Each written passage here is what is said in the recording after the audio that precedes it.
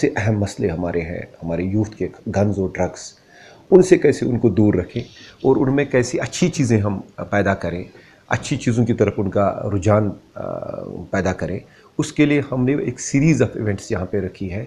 जैसे अभी हमारी यौम आज़ादी की तकरीबात हो रही हैं 15 अगस्त को, उसके रनअप में तो हमने मुख्तलिफ़ स्कूलों में हम जा रहे हैं, हम बच्चों से बात कर रहे हैं और बच्चों को एक प्लेटफॉर्म प्रोवाइड कर रहे हैं जिसमें हम हुब्बुल वतनी के गाने उनसे गवा रहे हैं।